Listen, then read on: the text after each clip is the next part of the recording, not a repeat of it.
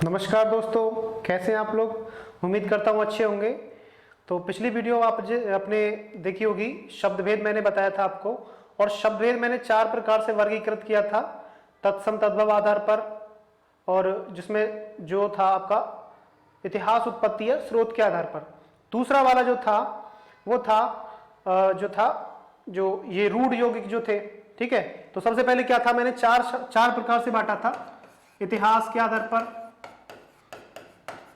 दूसरा था आपका व्युत्पत्ति के आधार पर, ठीक है, ठीक है। तीसरा था आपका रूप प्रयोग के आधार पर। चौथा था आपका अर्थ के आधार पर, ठीक है। तो यानी कि 4 प्रकार से मैंने शब्द भेद किया था, इतिहास के आधार पर बताए थे। 4 प्रकार के शब्द होते हैं, तत्सम, तद्भव, देशज और विदेशज। कुछ विद्वान उसमें जो संकर जो शब्द होते हैं उसको भी मानते हैं। व्युत्पत्ति में बताया था मैंने आपको रूढ़, यौगिक और योग रूढ़ शब्द बताया था, और रूप प्रयोग के आधार पर या रूपांतर के आधार पर बताया था विकारी और विकारी, अविकारी और विकारी में भी 4 प्रकार हो जाते हैं। और बताया था अर्थ के आधार पर, जिसमें 4 प्रकार से बताए थे। तो हम यहाँ ये वाला इतिहास, उद्गम, स्रोत या उत्पत्ति के आधार पर ये वाला हम कर चुके हैं।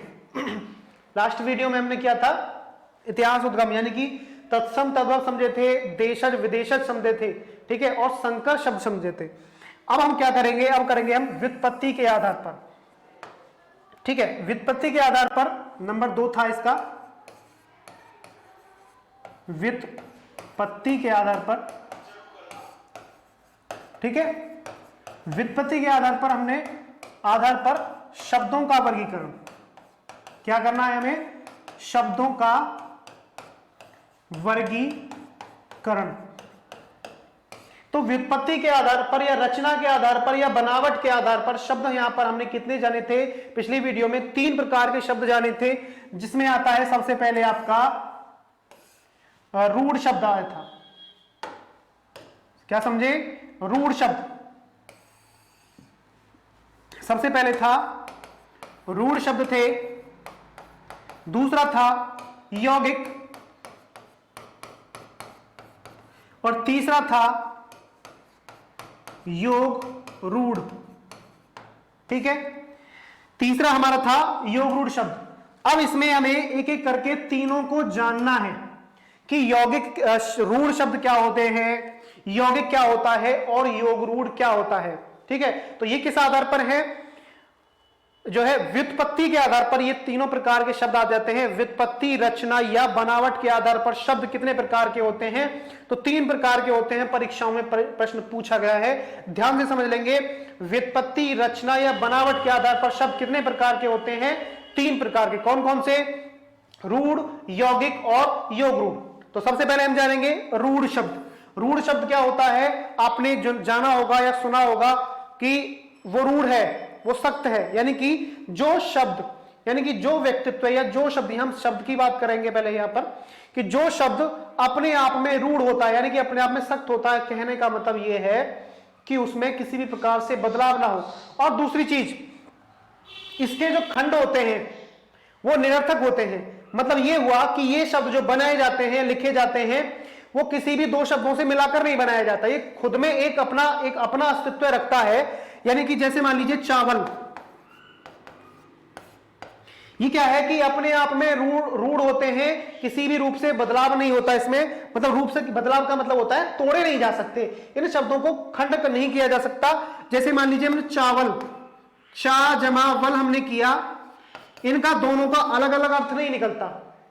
ये प्राचीन काल से या पहले से ही किसी एक विशेष अर्थ में प्रयोग किए जाते हैं, इसलिए ये रूढ़ कहलाते हैं। या फिर हमने इसको चाव जमा ल करके तोड़ दिया, तो भी नहीं इनका अर्थ निकल रहा। तो ये कहने का मतलब है कि ये किसी भी 2 शब्दों के मेल से, उपसर्ग प्रत्यय के मेल से नहीं बनेंगे। समझ में आया, किसी 2 शब्दों के मेल से नहीं बनेंगे। तो ये क्या है कि अपने आप में रूढ़ होते हैं। और इसके अलावा देख लेते हैं, जैसे घर हो गया, इस शब्द को भी हम नहीं तोड़ सकते, चाहे घर को तोड़ दें, लेकिन इस शब्द को नहीं तोड़ेंगे। जैसे घ जमा र, तोड़ने का मतलब होता है कि अलग अलग अगर हमने कर दिया तो उनका अलग अलग अर्थ भी होना चाहिए, उनका स्वयं में कोई ना कोई अस्तित्व होना चाहिए, लेकिन इनका नहीं है, तो ये क्या कहलाएंगे? रूढ़ शब्द कहलाएंगे। जैसे मान लीजिए मुंह शब्द है, क्या है ये? मुंह शब्द है। अब इस शब्द को हम तोड़ नहीं सकते, यानी कि अलग अलग विभाजित नहीं कर सकते, चाहे मुंह को मुक्का मारकर तोड़ दो, लेकिन इस शब्द को नहीं तोड़ेंगे क्योंकि इसका कोई अलग अलग अर्थ हमें नहीं मिलता है। समझ में आया? इसका हमें कोई अलग अर्थ नहीं मिलता है, तो खंड इनके निरर्थक हुआ करते हैं। क्या हुआ कि परिभाषा क्या होगी कि वे शब्द जो किसी एक विशेष अर्थ में प्रयोग किए जाते हैं और जिनके खंड निरर्थक हुआ करते हैं, जिनके खंड सार्थक नहीं होते हैं, वे शब्द जो दो शब्दों से मिलकर नहीं बनाए जाते, वे शब्द जिनमें उपसर्ग प्रत्यय नहीं लगाए जाते, तो क्या कहलाते हैं? वे कहलाते हैं रूढ़ शब्द। समझ में आ गया होगा? तो थोड़े से दो चार उदाहरण लिख लेते हैं। तो तीन तो आपको यहां मिल गए, मुंह मिल गया, घर मिल गया, हाँ घर मिल गया आपको, एक मुंह शब्द मिल गया, एक चावल, घोड़ा, नीला।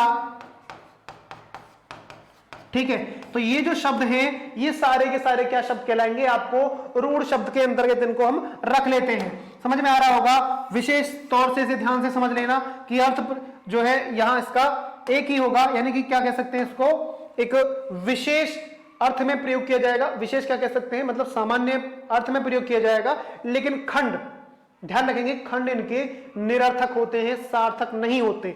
अब आता है यौगिक। यौगिक नाम से आपको पता चल रहा होगा कि यौगिक योग से बने होते हैं। वे शब्द जो किन्हीं दो शब्दों से बनते हैं या फिर रूढ़ शब्द में उपसर्ग या प्रत्यय लगाकर बनाए जाते हैं या किन्हीं दो शब्दों के योग से बनाए जाते हैं, तो क्या कहलाते हैं? वे यौगिक शब्द कहलाते हैं, और जिनके खंड सार्थक हुआ करते हैं, यानी कि इनको अलग तोड़ दिया जाए, अलग अलग विभाजित कर दिया जाए इनको, तो उनके कोई ना कोई अर्थ होगा। तो क्या परिभाषा हो गई इनके? कि वे शब्द जो दो शब्दों से मिलकर बने हो या किसी रूढ़ शब्द में उपसर्ग या प्रत्यय लगाया हो, तो और फिर दूसरा एक इसकी जो है विशेषता क्या है कि जिनके खंड सार्थक होते हैं। तो जैसे सामाजिक, एक शब्द है सामाजिक, तो इसमें समाज जमा एक प्रत्यय लगा है। समझ में आया? एक है सब्जी वाला, तो सब्जी वाला इनको अलग अलग कर देंगे हम, तो इनमें कोई ना कोई अर्थ निकलता है। ये प्रत्यय लगा है, ये मूल शब्द है। और देखिए जैसे कि विज्ञान, विज्ञान शब्द है, तो वी जमा ज्ञान,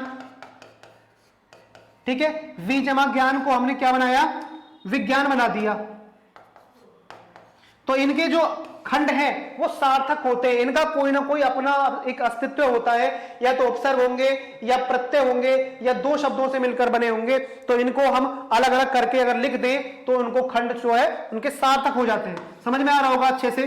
सामाजिक हो गया, ये हो गया, विज्ञान हो गया, तो इनको ध्यान से देख लेंगे। और इसके अलावा एक दो शब्द और देख लेते हैं, जैसे कि और जैसे ये था, एक सामाजिक हो गया,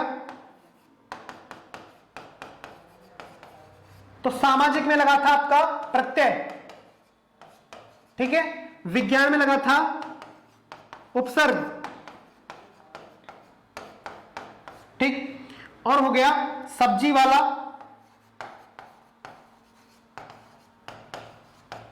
तो ये क्या था? ये भी दो शब्दों से मिलकर बना, यानी कि दो शब्द कह लो या फिर कह लो इसमें प्रत्यय लगा हो गया, वाला हो गया, ये भी एक प्रत्यय है, हालांकि दो शब्द नहीं है, प्रत्यय हो गया। तो इस प्रकार से इनको अलग अलग हम लिख सकते हैं। जैसे रसोई घर हो गया, इसमें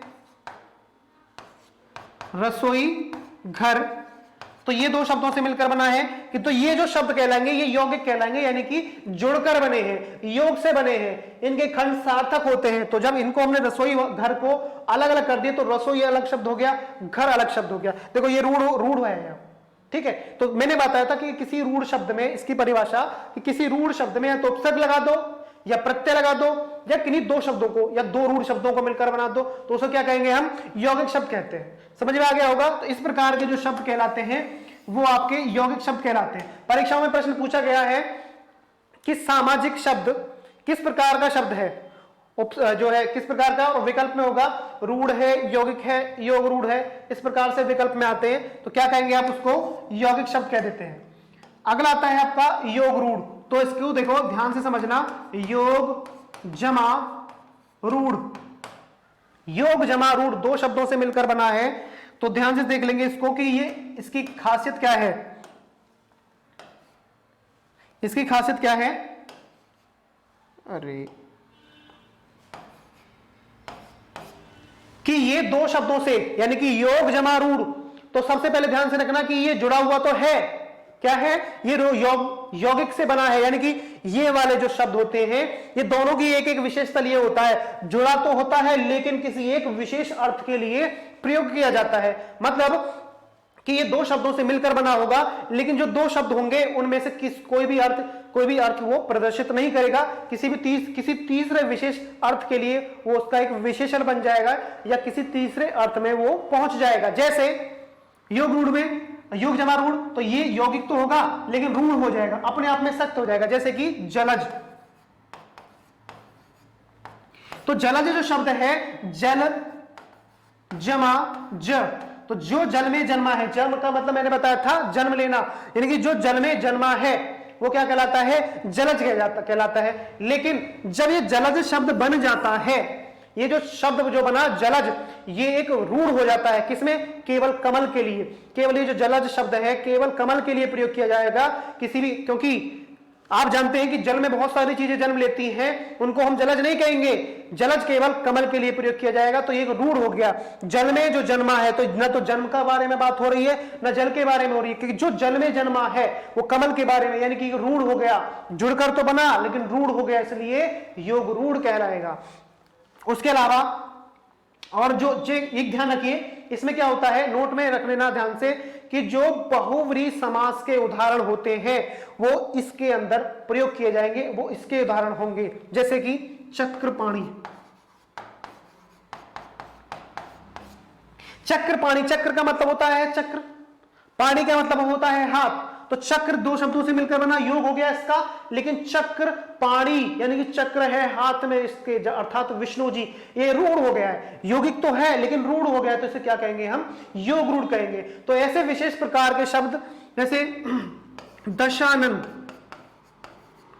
दश है आनंद, मुख सर जिसके, दश मतलब संख्या हो गई, और आनंद मतलब मुख हो गया, तो ये क्या हो गया, 10 है मुंह जिसके, क्यों, कौन हो गया, रावण, तो किसी एक विशेष रूढ़ शब्द बन गया, यानी कि यौगिक तो है लेकिन क्या हो जाता है, ये रूढ़ हो जाता है। तो अपने आप में जब ये रूढ़ हो जाते हैं जुड़ने के बाद, तो उसे क्या कहेंगे हम, योग रूढ़ कहेंगे।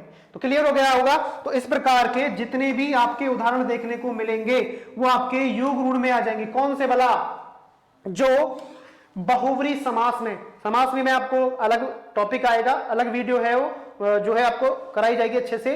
तो केवल यहां समझ लीजिए कि जो विशेष जुड़कर बने होते हैं वे शब्द लेकिन किसी तीसरे अर्थ के लिए रूढ़ हो जाते हैं, तो वे शब्द क्या कहलाएंगे, आपको योग रूढ़ कहलाएंगे। तो ये हो गया आपका व्युत्पत्ति, रचना या बनावट के आधार पर ये शब्द हो जाते हैं। इसको आगे अगला पॉइंट कर लेते हैं, ये समझ में आ गया होगा उम्मीद करता हूं अच्छे से। अगला था नंबर 3,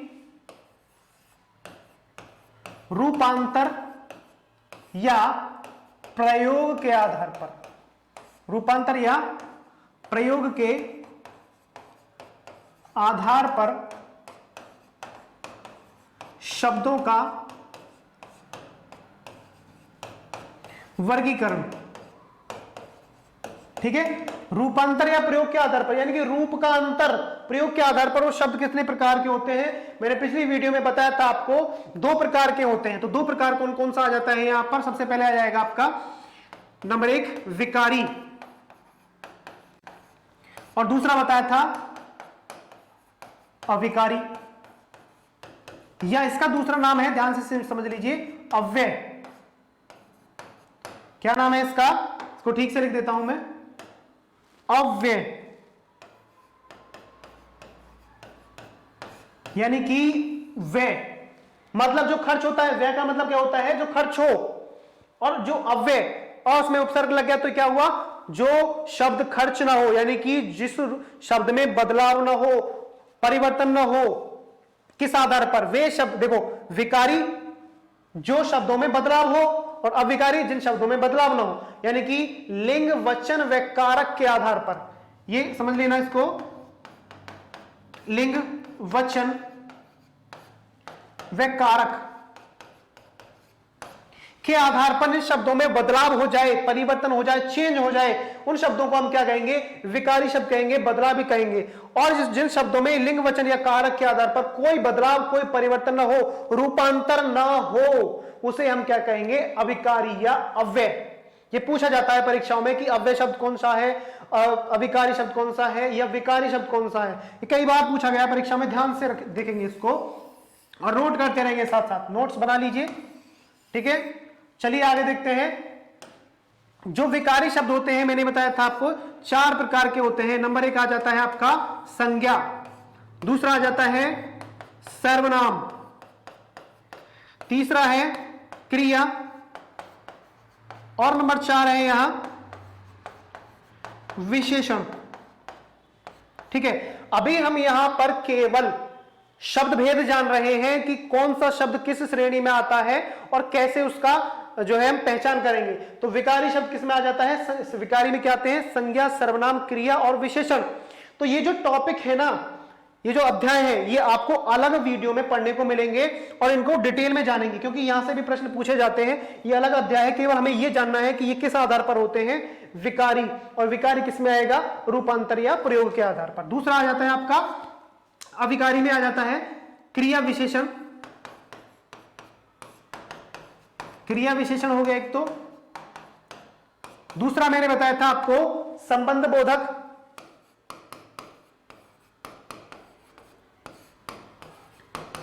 दूसरा क्या है? यहां है आपका संबंध बोधक, और तीसरा था समुच्चय बोधक, ठीक है। और नंबर 4 था आपका विस्मयादि बोधक।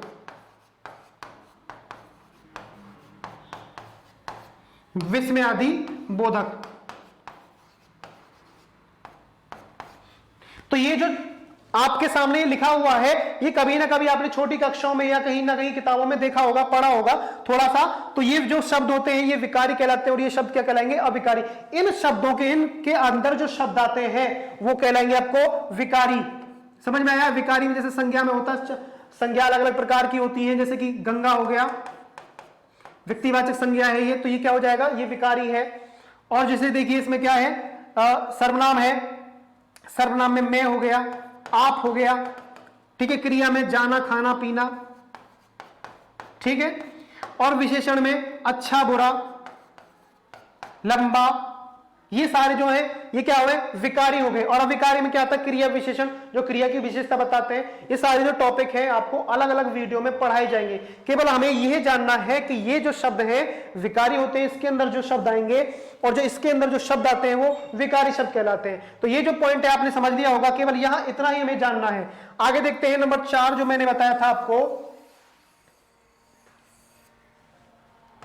अगर अगला जान लेते हैं, अर्थ के आधार पर बताया था। नंबर 4 था अर्थ के आधार पर, ठीक है।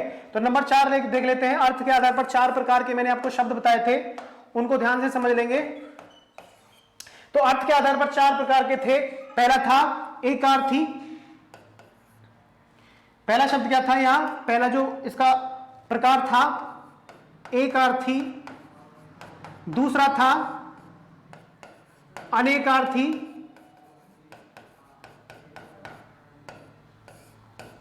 तीसरा है विपरीतार्थी। विपरीतार्थी। और नंबर 4 था समानार्थी, ठीक है। तो यहां 4 प्रकार के शब्द मैंने आपको पिछली वीडियो में बनाए थे। तो अब ये जान लेते हैं कि ये किस किस की इसकी जो है विशेषता क्या है, परिभाषा क्या है, इनको पहचानना कैसे होगा, परीक्षाओं में कैसे पूछा जाएगा कि एकार्थी शब्द कौन कौन से होते हैं। जो दूसरा पूछा था कि अनेकार्थी, और तीसरा विपरीतार्थी, और चौथा समानार्थी। तो सबसे पहले जानेंगे कि एकार्थी वे शब्द होते हैं जो मतलब एक शब्द एक अर्थ देते हैं। यानी कि कह सकते हैं जैसे कि चावल हो गया, मुंह हो गया, गंगा हो गया, ठीक है, और क्या हो गया इसमें, हिमालय हो गया। तो ये जो शब्द है ये आपको कहां से मिलेंगे, एकार्थी, यानी कि वे शब्द जो केवल एक अर्थ देते हैं, एकार्थी शब्द कहलाते हैं। दूसरा आता है आपका अनेकार्थी। अनेकार्थी में समझ लीजिएगा वे शब्द जो एक तो होते हैं लेकिन अनेक अर्थ देते हैं। जैसे हो गया आपका धन, या फिर दूसरा शब्द लिख लेते हैं यहां पर, अर्थ को ले लेंगे, अर्थ में इसी में आ जाएगा, अर्थ का अनेक अर्थ हो जाएंगे। जैसे कि अर्थ का हो जाता है धन हो गया, मतलब हो गया, ठीक है। तो धन, ये जो अर्थ शब्द है यहां पर इसके दो अर्थ हो गए तो अनेकार्थी देगा, यानी कि एक से अधिक अर्थ देने वाले शब्द अनेकार्थी शब्द कहलाते हैं। दूसरा है कनक, आपने बहुत सुना होगा, कनक मतलब सोना, धतूरा, ठीक है। अब आ जाता है सारंग, आ गया एक, सारंग का मतलब मोर होता है, बादल होता है, ठीक है। तो ये क्या है, ये अनेकार्थी, यानी कि ये शब्द आपको अनेक अर्थ देंगे। तो क्या कहलाएंगे आपके, अनेकार्थी। जो एक शब्द एक अर्थ देगा एकार्थी, एक शब्द जो अनेक अर्थ देगा अनेकार्थी। अब आ जाता है विपरीतार्थी, यानी कि विलोम शब्द। विलोम शब्द में आपको तो कुछ लिखवाने वाला हूं, थोड़े से उनको ध्यान से समझ लेना। परीक्षाओं से संबंधित वे शब्द जो विपरीत अर्थ देते हैं, यानी कि विपरीतार्थी कहलाते हैं या फिर कहलाएंगे विलोम शब्द, ठीक है। तो विलोम शब्द में थोड़े से यहां कुछ जान लेने जरूरी है जो परीक्षाओं से संबंधित है। उग्र, जैसे एक शब्द है उग्र, तो उग्र का क्या विपरीत अर्थ होगा, आप थोड़ा सोच के बताइए। संग्रह, तो उग्र जो होता है उग्र स्वभाव, ठीक है। तो उग्र स्वभाव होता है, उसका विपरीत होता है सौम्य। क्या होगा इसका, सौम्य। और संग्रह का मतलब होता है इकट्ठा करना, और इसका विपरीत हो गया त्याग। कुछ नए आपके लिए यहां पर मैं देने वाला हूं शब्द, ध्यान से देख लेना। विलोम शब्द में आगे है ग्रास। ग्रास अंग्रेजी का शब्द नहीं है, ग्रास का मतलब होता है भोजन, या कह सकते हैं खुराक, और ग्रास का मतलब है विपरीत मोक्ष, ठीक है।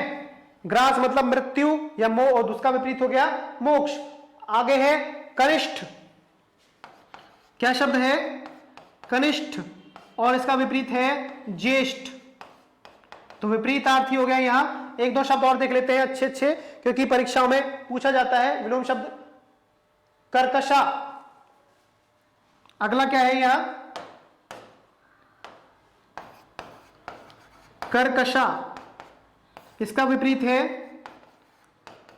सुरीला, ठीक है। इसको लिख लेंगे, इनको ध्यान से पढ़ लेना है, सुरीला। अगला आ जाता है आपका खल। खल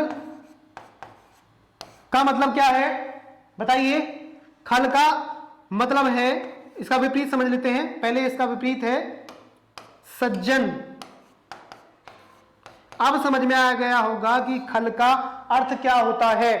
खल का मतलब होता है दुष्ट, या इसको कह सकते हैं क्रूर, या कहते हैं राक्षस भी कह देते हैं कभी। इसका विपरीत हो गया सज्जन। अगला देख लेते हैं उर्वर। उर्वर का क्या हो जाएगा, ऊसर। ये विपरीत शब्द है, एक और लिख लेते हैं फिर आगे अगला बढ़ते हैं। भीरू। भीरू का होता है, भीरू का मतलब होता है डरपोक, इसका विपरीत हो गया निर्भीक। तो ये थे आपके विलोम शब्द या विपरीतार्थी, यानी कि उल्टा अर्थ देने वाले, विपरीत अर्थ देने वाले आपको क्या कहलाएंगे, विपरीतार्थी शब्द कहलाएंगे। एक से ज्यादा अधिक अर्थ देने वाले शब्द आपको अनेकार्थी कहलाएंगे, और एक अर्थ देने वाले, केवल एक अर्थ देने वाले शब्द आपको एकार्थी कहलाते हैं। अगला आता है समानार्थी, या फिर क्या नाम हुआ इसका दूसरा, बताइए जरा मुझे। इसको हम कहते हैं, क्या था नंबर 4, समानार्थी। समानार्थी का दूसरा नाम है पर्यायवाची शब्द। ठीक है, क्या है? पर्यायवाची शब्द, यानी कि एक से अर्थ देने वाले, यानी कि ऐसे कई सारे शब्द जो एक अर्थ दे, समान अर्थ देंगे, यानी कि एक से ज्यादा हुए शब्द, यानी कि यहां हमने कई सारे शब्द लिख लिए मान लीजिए, और उनका क्या अर्थ होगा? उनका एक ही अर्थ होगा, समान अर्थ होगा, सबका एक जैसा ही अर्थ होगा। उसको चाहे कुछ भी कह लो, वो एक ही अर्थ देगा, यानी कि समान जैसे, यानी कि एक जैसे अर्थ देगा। उसको क्या कहेंगे? समानार्थी या पर्यायवाची। तो ऐसे कुछ शब्द हैं, उनको लिख लेते हैं ध्यान से। जैसे अग्नि, अग्नि का हो गया आग, हाँ, इसको अग्नि का हो गया आग, अनल, दहन, पावक। तो चाहे पावक कह लो, चाहे दहन कह लो, चाहे अनल कह लो, चाहे आग कह लो, समान ही अर्थ देंगे, तो क्या कहलाएंगे? समानार्थी या पर्यायवाची शब्द। अब जैसे अगला है कपड़ा, कपड़ा का हो गया पट, हो गया वस्त्र, हो गया वस्त्र, हो गया। ठीक है, तो ये पट कह लो, चाहे वस्त्र कह लो, चाहे आप जो है वसन कह लो, चाहे चीर कह लो, वसन या चीर। ठीक है, तो ये क्या है? चाहे अंब कह लो, ठीक है, अंबर, अंबर कह लो। ठीक है, तो ये क्या हो गया? अंबर। ये सारे आपको क्या करेंगे? ये आपको सभी के सभी समान अर्थ देंगे, यानी कि कपड़ा कहलाएंगे, यानी कि पट कह लो, वस्त्र कह लो, वसन कह लो, चीर कह लो, अंबर कह लो, इनसे सबसे क्या समान ही अर्थ निकलेगा, यानी कि कपड़े के लिए बोला चाह रहा है। चाहे इधर से पकड़ लो, चाहे इधर से कर लो, सारा एक ही दिखाएगा आपको। ठीक है, इस प्रकार से ये आपके शब्द भेद हो गए। 4 प्रकार से यहां वर्गीकरण किया गया था, इनको ध्यान से देख लेना। ये वीडियो बहुत ही आपके लिए लाभदायक है आगामी परीक्षाओं में, क्योंकि आगामी परीक्षाएं कुछ ऐसी हैं जिनमें आपकी हिंदी आने वाली है। ठीक है, तो मैंने आपको 4 प्रकार से बताया था शब्द भेद। कौन कौन से? एक बार रिपीट कर देते हैं। सबसे पहले था आपका इतिहास के आधार पर, दूसरा था आपके व्युत्पत्ति के आधार पर, तीसरा था आपका रूपांतर के आधार पर, और चौथा था अर्थ के आधार पर। उनके मैंने विभेद किए थे। तो ये वीडियो केवल हम यही इतना ही करेंगे, बाकी जो अगला टॉपिक है हम अगली वीडियो में शुरू करेंगे, क्योंकि अगर हमने इस टॉपिक में या इस वीडियो में दूसरा टॉपिक शुरू किया तो वो आधा हो जाएगा, आधा रह जाएगा, उससे थोड़ा सा एक रिदम टूट जाता है। ठीक है, चाहे ये वीडियो छोटी है, लेकिन अगली जो वीडियो आएगी वो एक नए टॉपिक के साथ आएगी। तब तक के लिए नमस्कार, धन्यवाद।